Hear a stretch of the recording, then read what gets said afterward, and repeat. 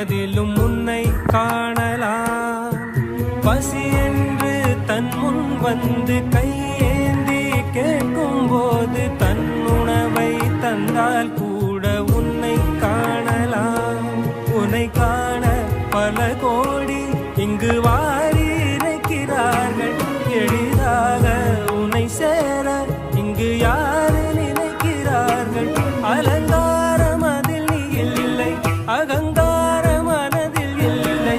துளி கள்ளம் கபடம் கலந்திடாத அன்பில் இருக்கிறாய். உணர்ந்தேன் உனையே